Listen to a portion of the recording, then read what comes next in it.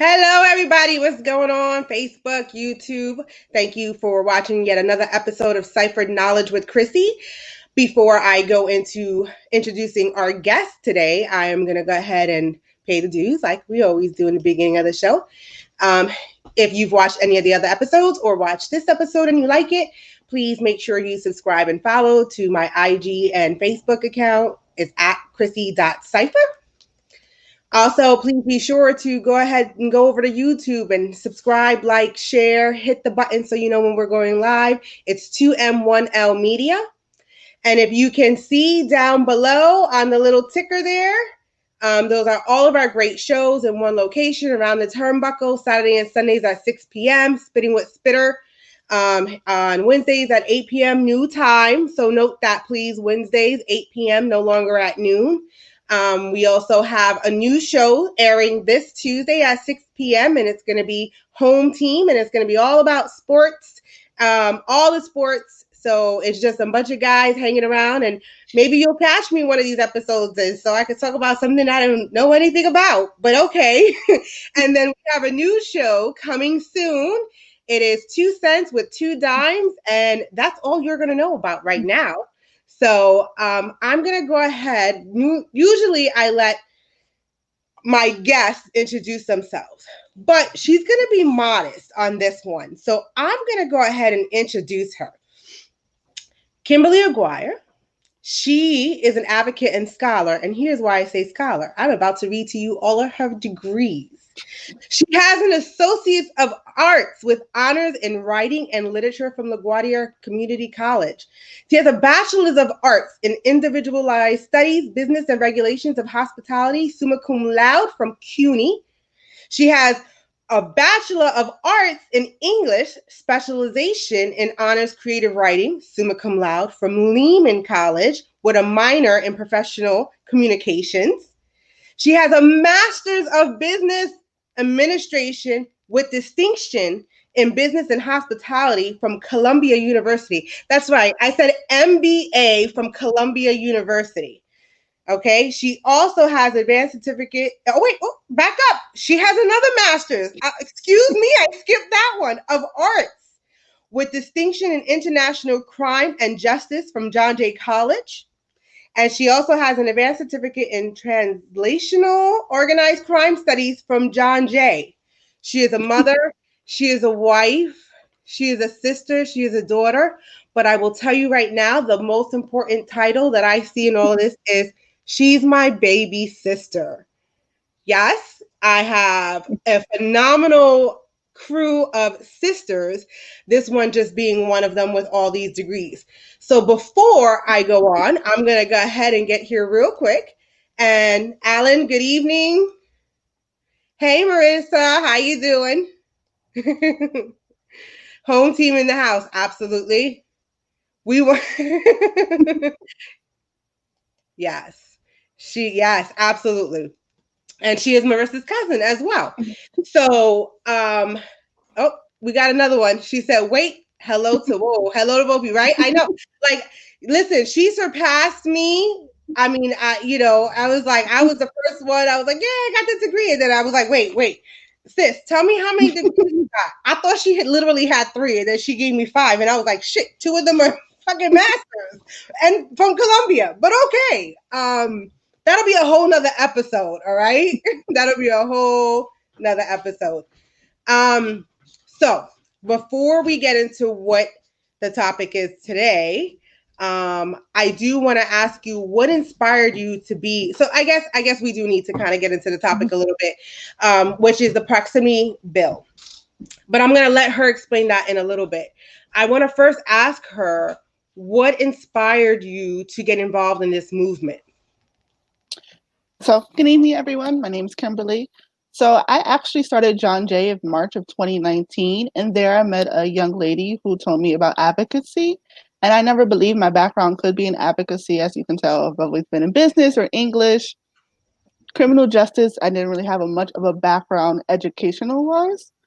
But she told me to go to this little info session about a fellowship called the Child Policy Advocacy Fellowship, which I ended up doing a few months later.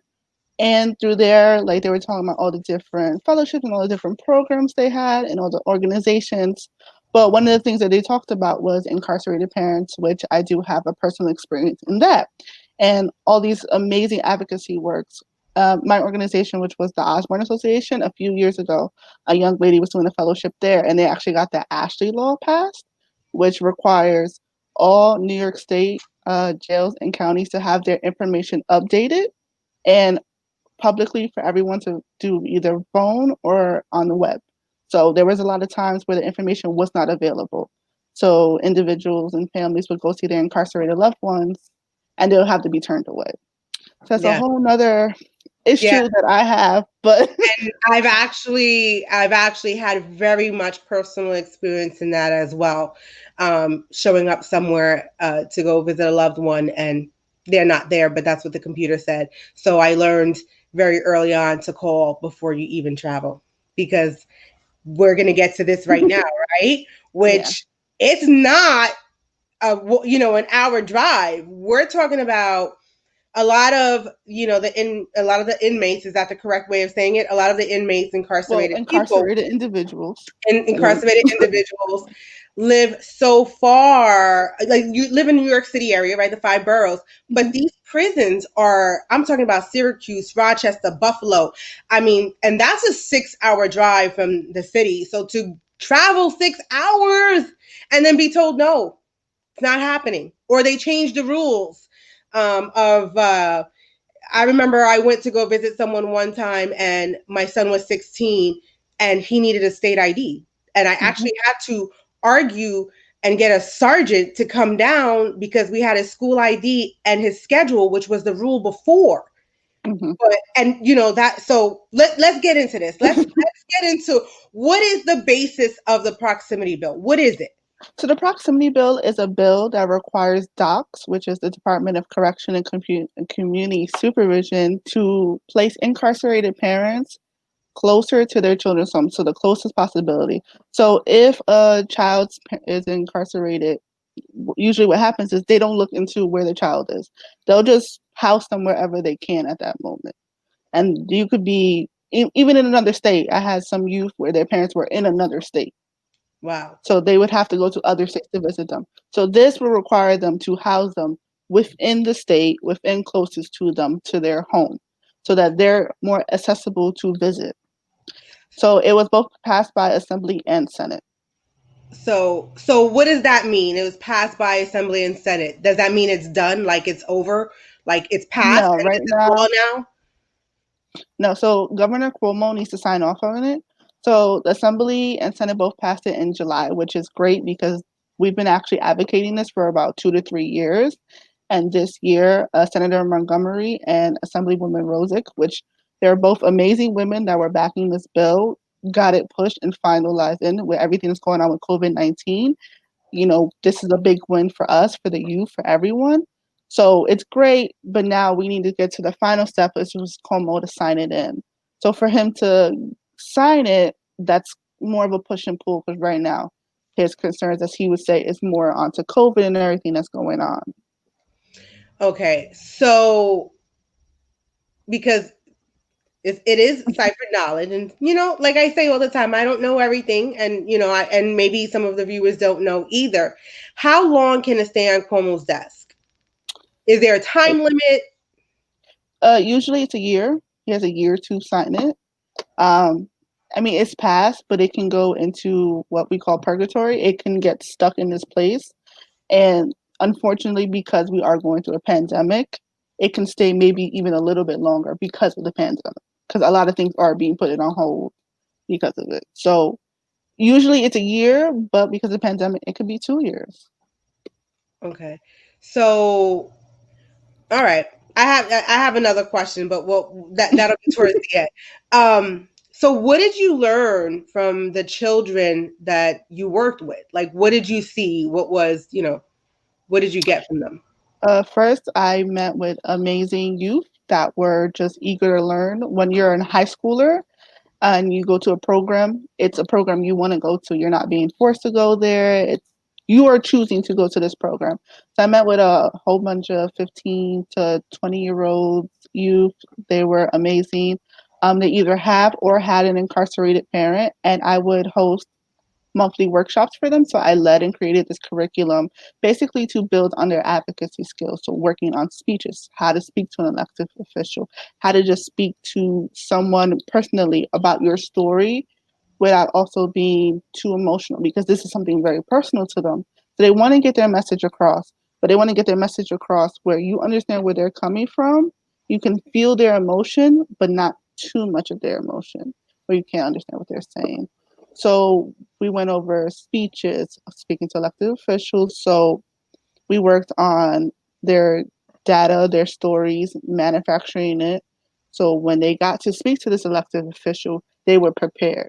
You know, they are, so at the end of the day, they're still teenagers and they're still speaking to someone with authority figure. So to stumble over your words or to feel like your story doesn't matter, it's a very sensitive subject that they needed to kind of hone skills. So my background, you know, being an English major kind of helped there, where it was like, you know, I had this a few youth that were more comfortable just writing the speeches or writing the data or the research, where I had other youth that were more outgoing, like, we'll do the press conferences, we'll speak to elected officials. I wasn't one of those people. I was more of the background person. But, you know, you have to kind of hone on their skills and make them feel comfortable. So that was one of my goals, just personally myself, but also like to work with them. That was my position, to use these advocacy skills to teach them and to give them this kind of toolbox to use so they could continue, because this is something they're passionate about, advocating for their parents and their experiences.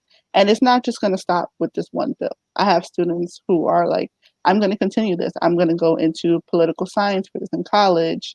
They're going to continue this. So why not be that stepping stool for them?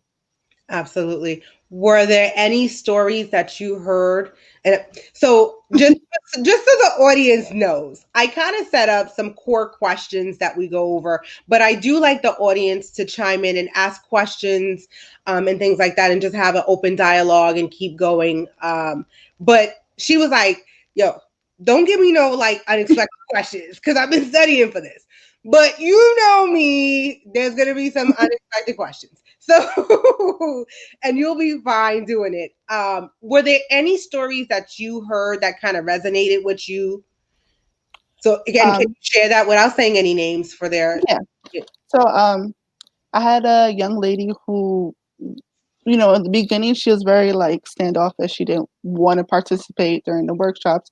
I mean, at the end of the day, it's still teenagers, so you still kind of got to get pulled them. And you know, when we were working on speeches for when we go to Albany, you know, I sat down with her. I was like, "What is your story? Like, just talk to me personally so we can write it down." And she told me her story. So, her father is currently incarcerated in Pennsylvania. He lives in New York. Everything was here in New York, but he's placed over there.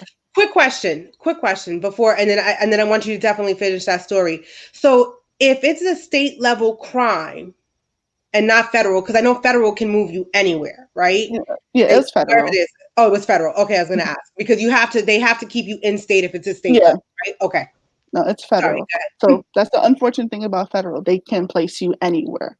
So he was placed in Pennsylvania. So she's here in New York. And she would tell me that one of the main things she wants to speak about was how it's so expensive. You know, she has to go in a van with other people that are going to go visit their incarcerated loved ones over there as well. We're talking hours of drives, not just her siblings as well. They have to bring food, they have to bring clothes, they have to bring things for their loved ones. You know, it piles on. And then now you're crossing state lines. So you're also paying for a higher price ticket, or, you know, she said gas if they use their own car to rent, you know. And then when you get there, she had times where they would actually tell them they couldn't come in if they didn't have like their birth certificates or their clothing was wrong. They would have to go back. Like, you couldn't even come back the same day, like the hours are spent. There's no exceptions. They don't make any exceptions for anyone. Unfortunately, they'll turn you away. So she was like, you know, the money that they're spending, and because it's so much, she can't see him as often as she would like. So something like, you know, we're in New York City, so we can take a train 275, go downtown, see someone. It would cost her $500, like almost per trip, and this is something that she wanted to do constantly, but they couldn't afford it. So instead of seeing her father as much as she would like, she would unfortunately see him only twice a year. Yeah. and not like on Father's Day or her birthday, like twice a year when they were able to. So I'm gonna play devil's advocate, and I can tell some personal story too. But I'm gonna play devil's advocate here, right? Because we have some people who are watching, and we don't like to use the word criminal, right? They're Incarcerated individual. incarcerated individual, but they're sitting back and they're saying they're a criminal. Who gives a shit? Nobody told them to do the crime. Nobody told them to be stupid and do that. Like, why do I care? So, playing devil's advocate, why should we care that incarcerated people are housed near their children? Well, I think right there the key word is incarcerated. Why does incarcerated parent matter? The key word is parent. All parents should have the right to the access of the child if, you know, everything's okay. Like, obviously, if someone committed a crime where it's sexual or violent, it should be the family's choice if the children want to see their parents. No one should have that choice taken away. You shouldn't have to be like, oh, I have to pay for rent and I have to pay for this and whatever little money. Maybe I could visit, maybe I can't. You know, don't look at the incarcerated part. Look at the parents. Parents and children, their bonds are very required. Psychologically, it's healthy for both the incarcerated individual and the child. If the child doesn't get a bond with their parent as they grow up, unfortunately, studies have shown that it'll make them more difficult to have relationships with others, to have troubles in school. Emotionally, they wouldn't function as a healthy child. And when an incarcerated loved one actually gets to visit their families and their loved ones, they're least likely to recidivism. So they're Yes. least likely to reoffend because they have that, they have the in their back of their mind. I'm doing this right thing. If I continue to do this right thing, then I can continue this bond with my child. They're less likely to continue doing drugs. They're less likely to continue doing activities that may continue for them to be there longer.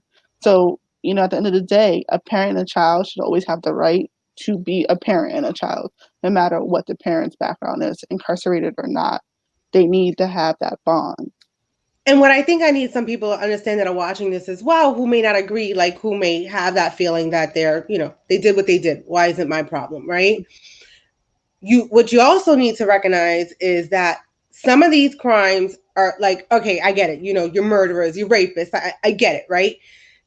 But what about our low level crimes, right? Where there's no violence, there's no victim, there's something like that. Like they're being compiled all under the same boat. And I do want to make a point. Like somebody said, like somebody might say, oh, only 5 years, right? What's 5 years?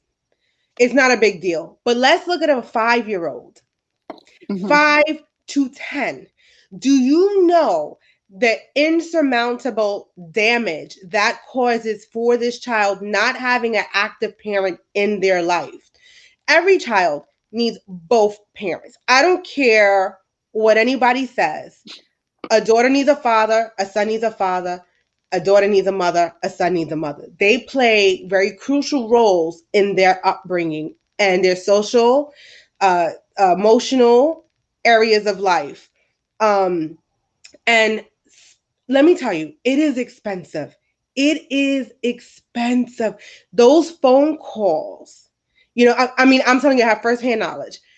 I used to probably $200 a month for the phone, as well as the time, the energy. I have been turned away on visits because I didn't have the right shirt on. Like I could have, like this is too low. This I would not be in. I would not be able to go in. It literally would have to be up here. I started learning to carry sweatpants and a t-shirt with me just in case. Because you still wanna look presentable for whoever you're going to visit. You don't want to look like a bum, all the time that you're going. But the amount of money, and then I've heard people say, okay, tablets, right? They started giving in incarcerated individuals tablets. And I remember the uproar, like, oh my God, we don't get tablets. My kid doesn't have a free tablet and stuff. This is another form of communication because you can email with these tablets. You can send pictures immediately. You're not waiting for the postal mail to take how many ever days to get there, right? You're getting these instantaneously. It's not free. It's not. You have to purchase stamps to send an email. You have to purchase stamps to send a picture. It's not cheap. Then even if you're sending money, you have to pay to to send send money. Like, you have to pay to send. So, I know I asked that question playing devil's advocate in all of this, but regardless, like you said, regardless of the crime, I think it's so important for these children to have their parents in their life. And like you said, the recidivism rate does reduce because people think that you being incarcerated, that there's some type of rehabilitation being done in these facilities. No, it's not happening. It's not happening. And when you start to distance these parents from their loved ones, from their children, and there's that breakage of communication and their breakage of ties, they start feeling hopeless. Mm-hmm. And then when they finally do come home, that relationship isn't there anymore. And now they're seeking ways to numb that pain and heal. Mm-hmm. And, it's a domino effect. It really is a domino effect. And it's important to everyone, whether you have an incarcerated loved one or not, that we focus on these issues that are coming up, because then we deal with the after. We deal with the parolees and the probations, or the ones who finish doing their time. We deal with them as a society once the prison system releases them. So definitely. So important. I'm going to get to a comment here. And we have Kenneth, who says, so awesome to see you both so engaged with the real matters of today's society. Absolutely. And then I also want to touch on another subject that it kind of goes into, when we say that things are expensive, and I know this is you're the guest, but I'm so invested in this. When we talk about finances, right? When we look at the rate that we have our Black and Brown society incarcerated, right? Or our urban areas where the crime rate is high, and the people that are incarcerated come from that area, from those urban areas. The money is not there. It's not there to take these trips. I can tell you, I've seen, people who left New York City. They pay the $60 for the round trip ticket, but they have to get on the bus at 1:00 in the morning. Yeah, unfortunately. Because it's a 6-hour ride. You have to get on the bus at 1:00 in the morning. They make stops. You're right. You're stuck on this bus with a bunch of people with babies crying, with shitty diapers, I'm just trying to paint an image, right, for people to see this. And then you get there and they tell you can't come in because of one reason or another, because they made a new rule. It's a new rule, can't come in, sorry. Guess where they're at? Outside until that bus comes back. And usually these facilities are located in areas where there is no place for you to just go and sit. They're so far out in the woods, in these, and like I said, Syracuse, Buffalo, Rochester. They're like in such secluded areas that, and let's think about winter in the snow with babies. Yeah. Okay. And, these institutions, they do not care. They, if you start crying, they're just clear you out the door as you're crying. They're not gonna, you're not doing anything. I mean, unfortunately, they are desensitized to all of this.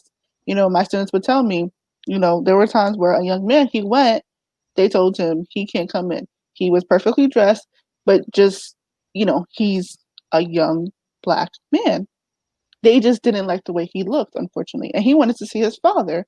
And, but he had a choice to make. Either make a fuss about it, and unfortunately, he already has the stigma against him, or accept it. And you know what? At the end of the day, a father and a young man, that bond, that father and son bond, that took a moment away from them.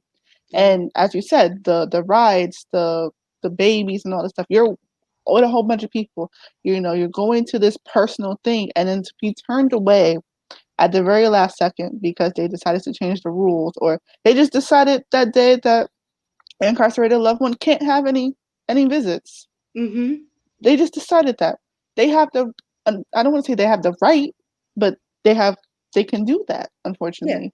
And you can't make us think about it, because then something can happen to you, and you're in a Or situation you- where you have children. You can have multiple children with you, and now you're being turned away. And then that whole interaction can be traumatizing for the child as well. It's like, why can't I see my like? How do you explain to a child you can't see their parent, their mother or father, because the correction officer that day was just having a bad day and interacted with the incarcerated parent, and there was just a whole issue, and it's just, you have to explain it. And then sometimes it does hinder children. Children don't want to go back and experience that. Mhm. And that ends up hurting them in the long run, where it's like, I didn't like that experience. Actually, in 2019, there was something that happened down in the South, where a young child, about 7 or 8, went to go visit a parent, an incarcerated parent, and she was strip searched.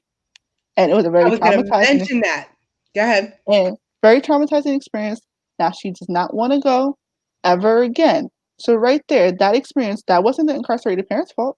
That was the institution's fault. They chose to strip search a child, 7 years old, because they felt that she had something on her that she was going to smuggle. And because of that, now this child's relationship with her parent will forever be broken until that parent, if that parent even have a time to come home sooner rather than later, that relationship right there, it won't be fixed by some. That's not something that can be fixed one, two, three.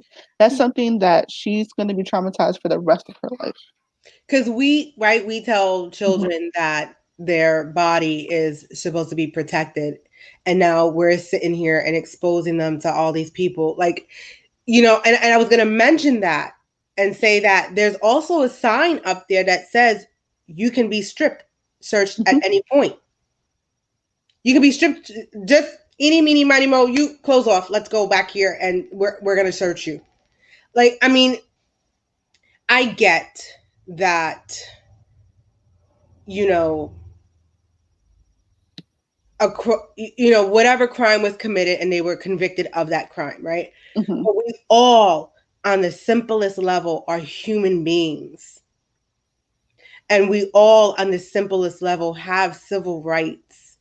Um, and it's just dehumanizing what I see occur within these correctional facilities. And now, granted, it's not every CO, right? It's not Mm-hmm. every correctional officer.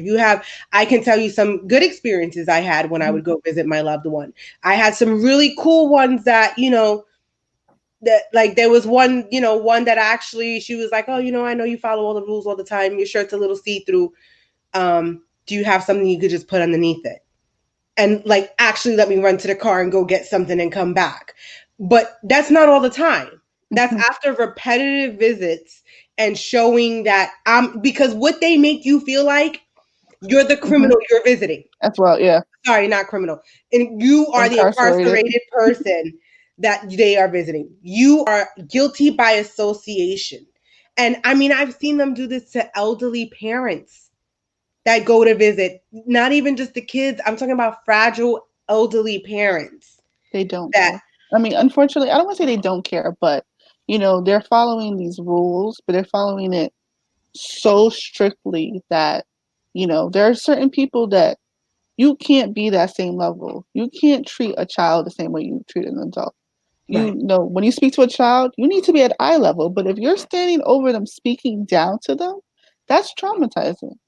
And it's And I like you have these grown men and women speaking to small children, being rough with them. authoritative. Unfortunately, my Mm-hmm. one of my thesis for my master's was speaking about the importance of in-person visitations, and the research that I did for just New York State county jails, you're not even allowed to hug in some county jails. You're not allowed to hug a loved one. If you do, 30 seconds or less. If you want Yes. to hold one county jail, if you want to hold your child, you can only hold your child for 5 minutes, and then you need to give them back. The child can't sit on your lap. Child can't move from their seat. These are children. I'm a mother to a 5-year-old. She does not sit still. Right No. now, she's in her room with her father, thankfully, being quiet. But like, if I was to take her to a place and just require her to sit for a few hours quietly, it's so hard. And one of my thesis was We need these certain rooms for children and parents to interact. You can't have a child sit down and think they're going to interact with their parent, No. you know, And some of stone them face. do. Some of them, I was fortunate enough that some of them that I did go to did have that separate room or a separate area within the visiting Some of floor. the major facilities in the state do, but Yeah. not the county jails. No. Oh, no. No, no. We have, I'm sorry, Kenneth, that I didn't get to this. We were just kind of enthralled in our conversation. Yes, ma'am, you're so correct. The connection with the parental unit is very important.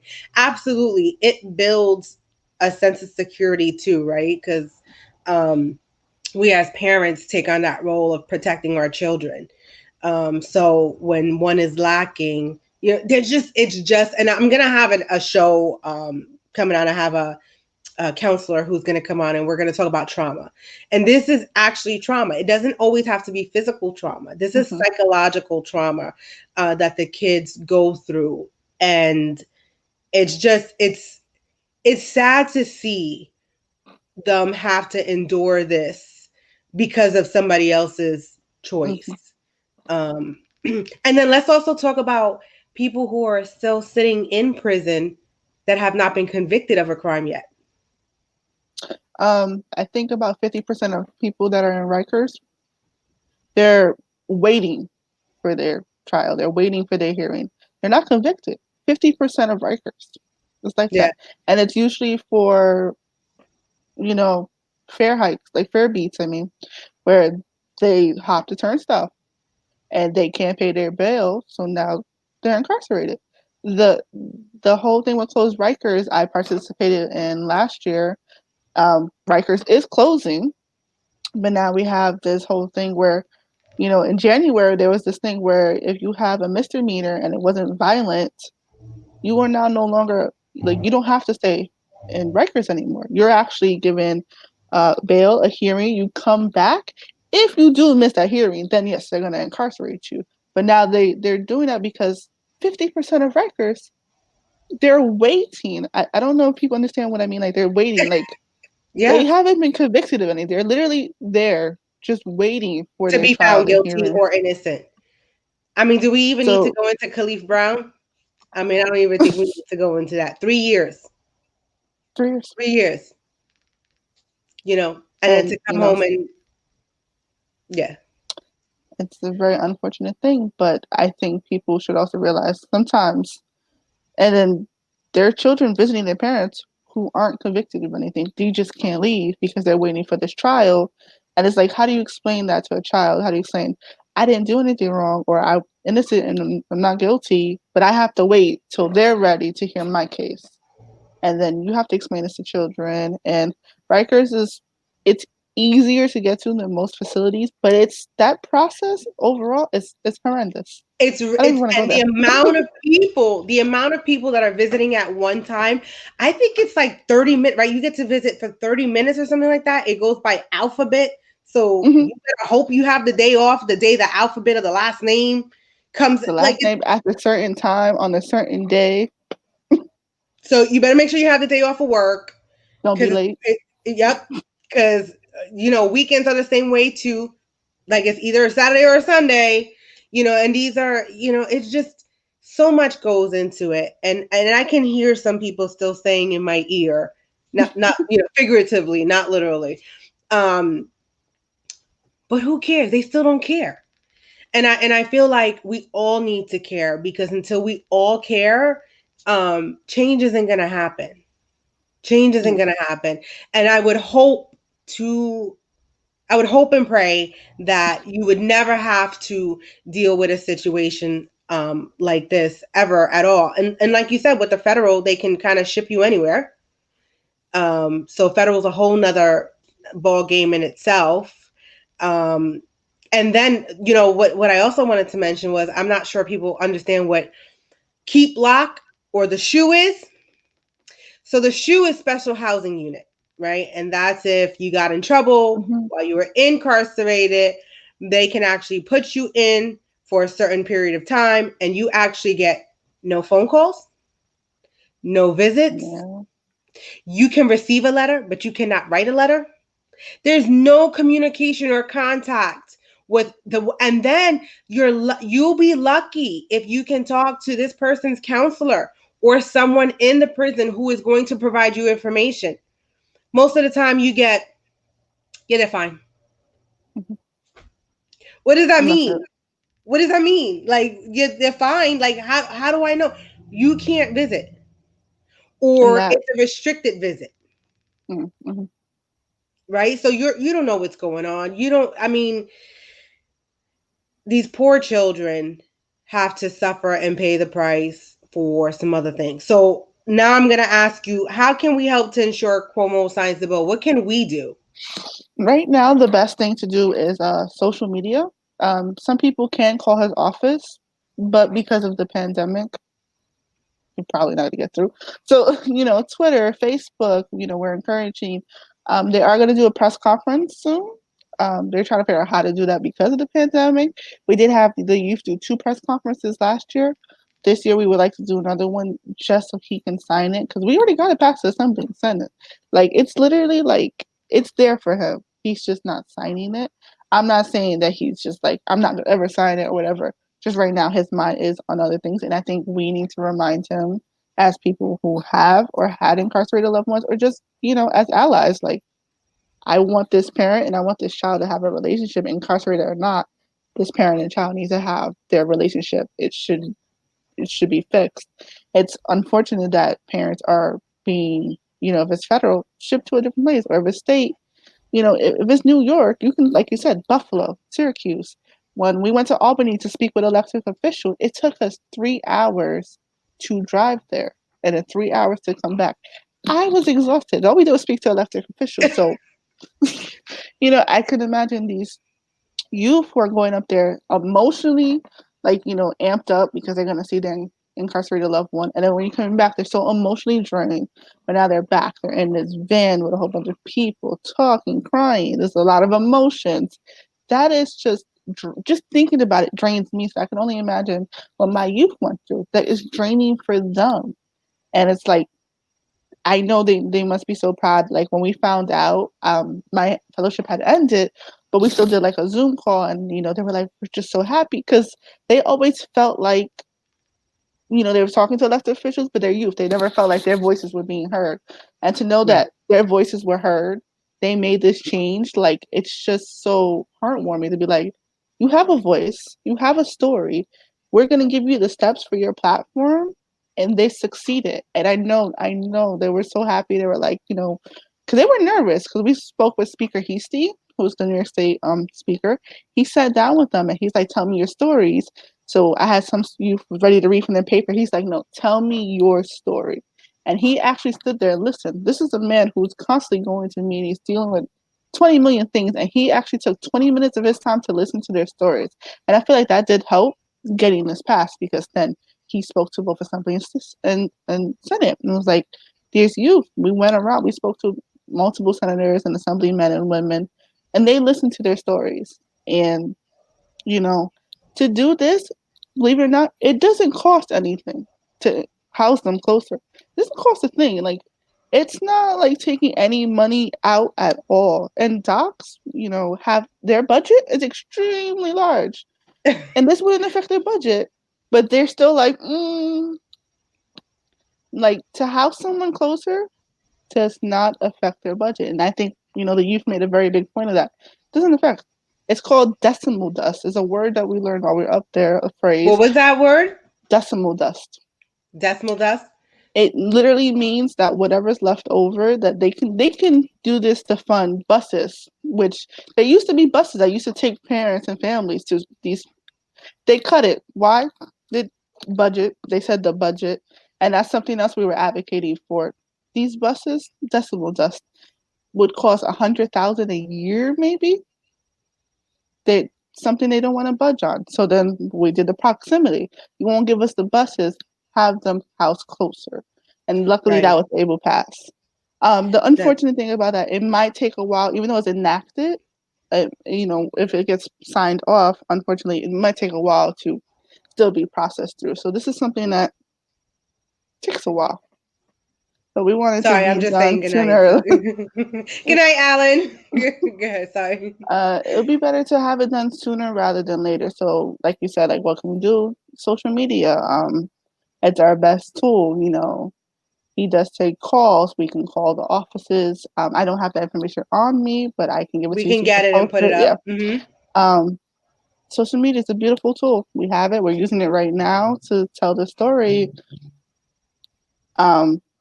To write letters. But unfortunately, right now we're handing him the pen. He just needs to put the ink to paper. Yeah. And it's like you said, it's not on the top of his list, Mm-hmm. especially with the pandemic going on.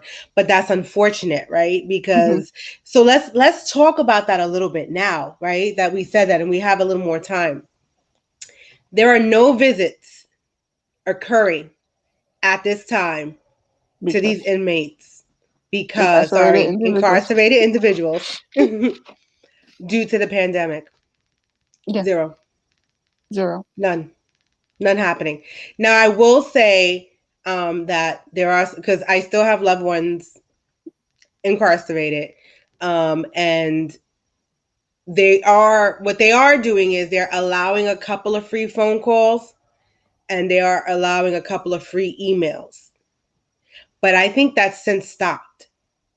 I don't think that's happening anymore. Is it still? Um, some facilities have it automatically. What it is that the influx is so high because now there's no in-person visits. Everyone's trying to use the phones. Everyone's trying to use emails. Everyone's trying to do video visits. But at the end of the day, that's also, I mean, because of the pandemic, I understand, but also still in-person visits, it's the best kind of It's visits. so different, and steering away a little bit from the subject that we're talking about, me being a nurse, when the pandemic started and I started to go visit these nursing homes and they were no longer able to interact with their loved ones, I saw firsthand the illness, the physical illness that occurred and amplified because of the lack of human contact and human touch. People don't realize how important human touch and human contact is. Nevertheless, when I don't even know if they're having yard time. If anybody knows what yard time is, that's when you get to go out Some and have facilities they aren't allowing it. so like imagine the minds of what's going on when all you have is nothing but time to sit there and think. That's You're another not seeing. psychological. I mean, it's the damage that it and I don't know if people understand how in depth that trauma is. Like it just we end up getting people who went in who was mentally stable no longer stable anymore. Like and then to try to reconnect with but we have a comment in this law, so I'm gonna read it. Yes, that bus program originally started with a gentleman who was incarcerated for some time. So when he came home, he decided to start a bus ride for people who wanted to visit their family and did not have means of transportation. It was a good thing at the time. Yeah, Kenneth, do that's you know fair. what happened to it? Do you know Yep. what ended up happening? Budget. Money. At the end of the day, it comes down to money, unfortunately. Yeah, The state had a free one, and then people started doing it themselves. But at the end of the day, gas money, tolls, back and forth. You have the people, so it's also maintenance to your car. You're driving 6 hours and then 6 hours. That's 12 hours with people in the car. That's weight on the car, and then you're not doing it just once. You're doing it a couple of times. It's money. It's money, and there are people doing it out the kindness of their heart, but they do charge, and then it's like I can't afford this, and it's like I understand why. At the end of the day, I'm paying for this. Like if I was to do it on my own, it would cost probably more. But sometimes people just don't have that money. Like no, I said, there's people in right now in Rikers for fare beats. If someone doesn't have 275 for the train, how could you assume that someone would have like $500 to go visit a loved one? yeah, Poverty is unfortunately one of the things that people have conflict with that leads them to be incarcerated. yeah. And that's something in the city it's major. But Everything ties in hand in hand. Everything yeah, absolutely ties in hand in hand. Um, one kind of triggers the other, and it's just like a rotating ball. And then what we see end up happening too is the cycle, right? The cycle within the family continuing to happen. And just that's what they've seen, that's what they know. Then let's think about, right? So we have a lot of civil disobedience with our law enforcement, right? Mm-hmm. So let's look at how these children who are going to see their loved one is being interacted with by the person who's wearing the uniform, Mm-hmm. making them feel no one's even feeding that to them in their head. They're going to, and now they're coming home and they have this kind of disobedience towards authority because of what they like it Mm-hmm. all. And I'm not saying that that's the reason for everything, but I'm Mm-hmm. saying that you have to take a look into that and understand that these little particles create a huge, element that is prepared for an explosion. Like it really is. So, like Kimberly said, we need to make sure that we write, we legislate, be involved also. This is New York State, right? I don't Mm-hmm. know that there's any other states that have anything like this put in place. Do you know if it's Mm-mm. so? I mean, if you're in Pennsylvania, if you're like, think of the bigger city, like the bigger states, Connecticut, Massachusetts, Florida, whatever. Find out if this is what's occurring within your community as well. And I think it's important, even for people who don't have experience with this, to try to still get involved and know what is going on, because it's my slogan. If all you experience is all you know, you are in a deficit of knowledge. And that's what this show is all about. This show is all about bringing information to people who may not otherwise get this information. If you've never experienced this, then you don't know about Mm-hmm. this. And there's so much going on that we don't know about. Kenneth says, yes, the city wanted to invoke a taxation fee more than he was able to afford, so he had to disband the services, all about the city officials getting their cut. Money. Yeah, yeah. And the incarcerated people also work for pennies on the dollars in there Mm-hmm. too. You Yes. know, like they make the joke about the license plates and stuff, but they're getting paid $10 a week for 40 hours worth of work. And that may be even too much. $10 might even be too much. And then a phone Um, call is $1.65 for 30 minutes. the incarcerated individuals in California are firefighters dealing with a wildfire, and they're getting paid peanuts. They're risking their lives, despite their background, to help California, and still their recognition, because they're incarcerated. They believe that they don't deserve that recognition. Like, they're still putting their life on the line, helping out with all of this, and still money. At the end of the day, And like I it. say, we're still all human. We're still all human. And if you're, I may get some backlash for this. I may get some backlash for this, but if you're pro life, you should be pro life no matter what stage, embryonic or old age, and everything in between, right? So human life should matter across the board. So I think it's imperative for everyone to figure out what's going on. And maybe this isn't your calling. Maybe this area, this isn't your thing that you want to advocate for. But I feel like it's important to know where the disparities are, where things are getting left behind, and figure out where you want to be, what mark you want to Mhm. play in that role. So, I definitely appreciate the role that you've played in this, hands down. I'm in awe of you. Like I said, she's my baby sister, like baby sister. She's the last one. But by all means, it doesn't make her any less impressive than what I've seen her do. And again, all the degrees as well. So I know we're gonna go a little bit off topic here, just because I have you here, and that's my surprise. I am gonna go into the books you wrote.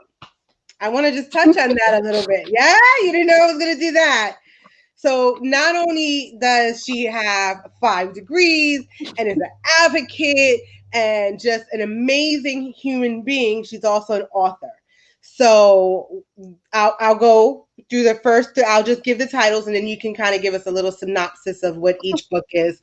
So we've got the first one, which is First Step in Breaking Down. Second one is Bar Tales, and our third one is Elementals. Mm-hmm. So what are these books? Tell me about them. So all three are fiction books. The first one, First Step, is Breaking Down. I actually wrote that in 2012. It's not for sale because that's a whole different topic I don't want to talk about. But it's Okay. YA fantasy. It's about a young lady who is returning back to school for her senior year because for the last year she's been in a mental institution. She experienced some trauma, but it is fantasy, so it does deal with elements of magic. It does deal with magical and vampires and werewolves, so it's kind of like a fantasy there, but also mixed in with the usual I'm a teenager, here are the teenage problems. Bar Tales is actually a short story that I'm going to release self-published this year by the end of this year. It's an adult fiction, so it's basically a young man who is a bartender and he's interacting with all of these, his usual customers, but they're no names. He knows them by their drinks. Drink. So yeah, so you have one character who he only calls tequila because all her drinks have some kind of tequila, but he sees them interacting and they talk to him. And I have friends who are bartenders who are like, these people just tell me their stories. So I'm like, I'm a psychologist while I'm giving them drinks. So there was that.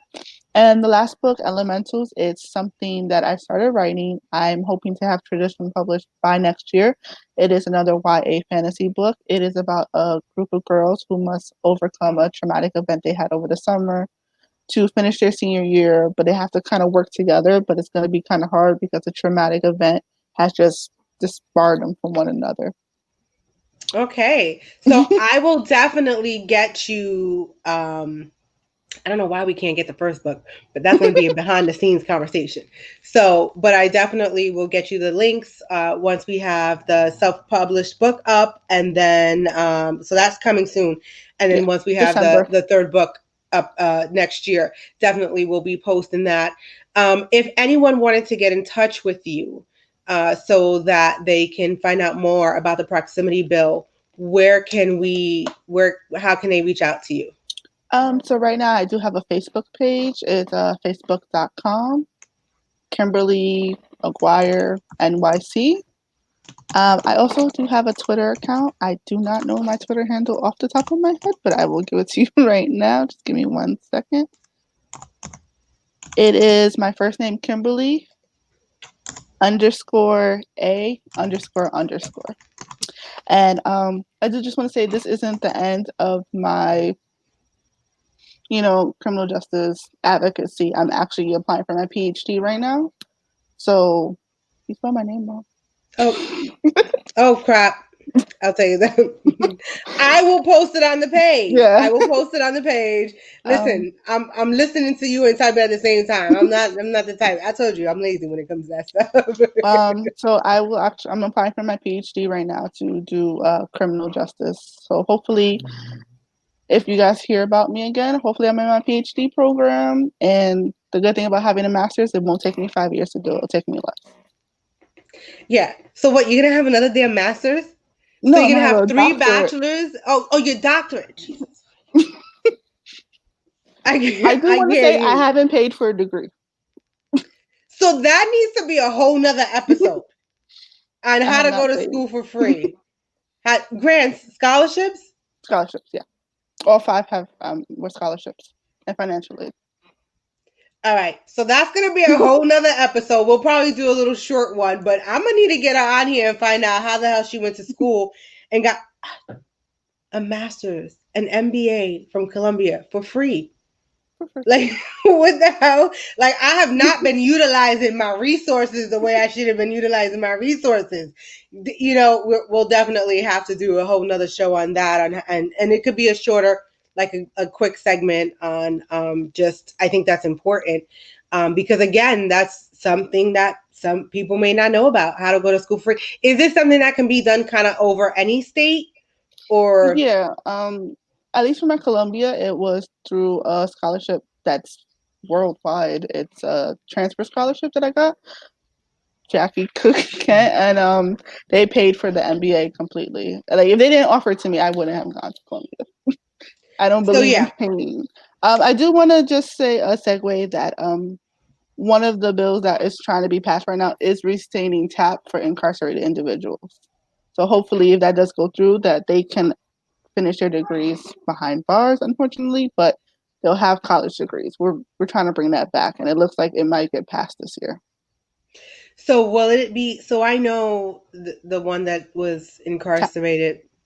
Hmm. They so I wait. So you're talking about Tap and Pell, so that when they Yeah, they're come trying to. home, they can still, because I don't know if you Hmm. guys know that either. If you are a felon, you cannot participate in any of the federal grants that you get. Hmm. You can't get Pell or Tap or any kind of financial aid.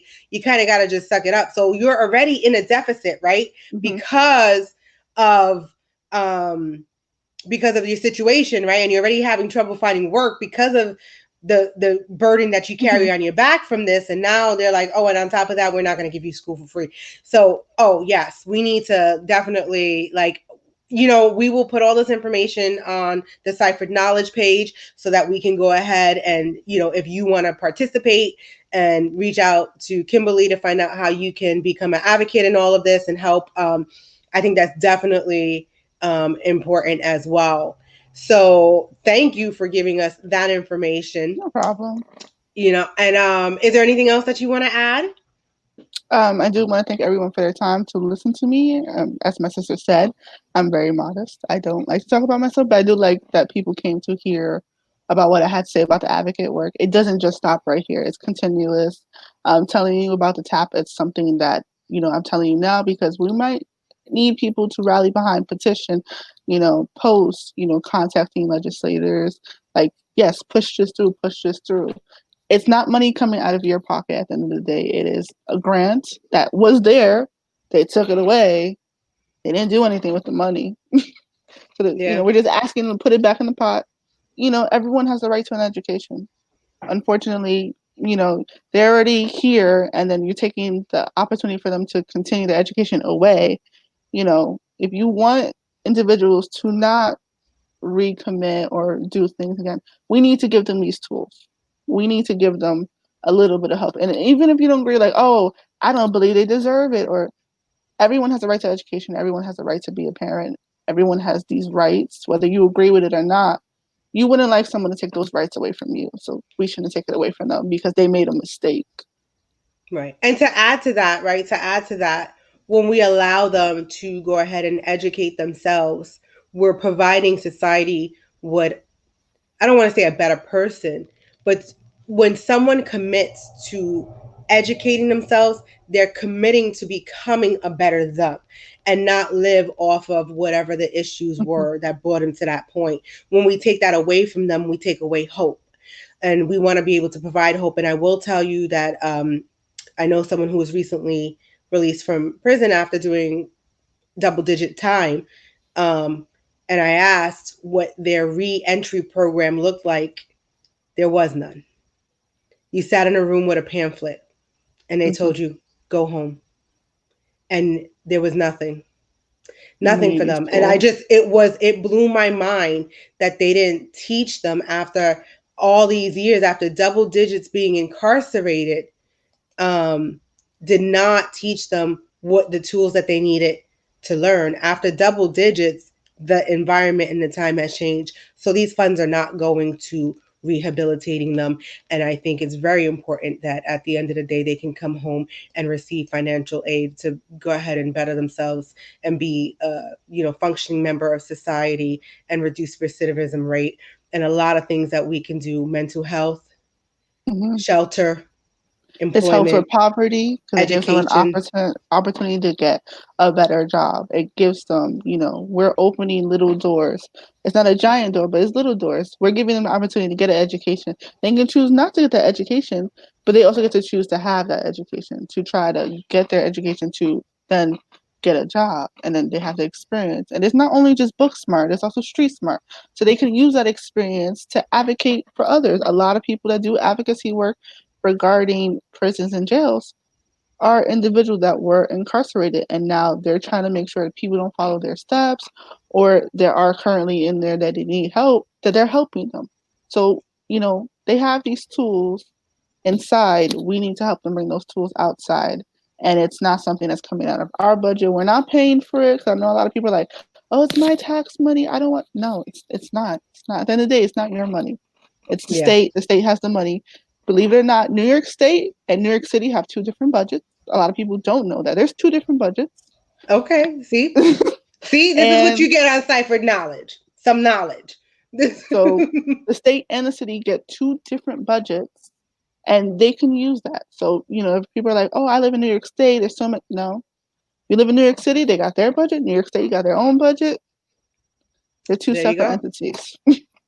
So you just learned something today. You learned a whole lot today. So Kim, thank you so much for being a part of the show. Thank you for the work that you do. Thank you for sharing this information with the viewers. And remember to go ahead. I will post everything on the page so that you can have contact information and see what's going on. Also, if you're not, make sure you go to IG and Facebook and like and subscribe to Chrissy.Cipher. Also, to replay this show and watch it again, you can go to YouTube, 2M1L Media. We also did start a Facebook page. A lot of you got invited. That's going to be kind of the central hub for all the shows. You can still follow our individual shows, but we will be having some sub shows coming on. And that is going to be Home Plate. I'm sorry, Home Plate. You hear me? That I'm thinking about the ice cream place down the road. That's what that is. It's going to be Home Team Tuesday. 6 p.m. will be the first airing of Home Team. Then we do have another new show coming out. It's coming soon. You'll know when, but you're not going to know today. It's 2 cents with 2 dimes.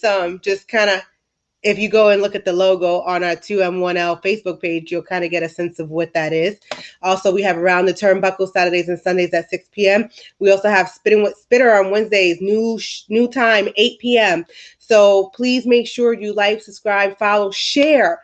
Also share. It's not just about watching, share. I said about my show, there's always going to be a different guest on with different information. You never know what you're going to get. Well, you'll know like the week before, but it's always going to be something different. And it may not interest you at that moment. One show may not interest you, but I can guarantee you that something's going to pique your interest. I'm basically booked out into 2021 with guests. So I can guarantee you, I know what's coming up. There's going to be something.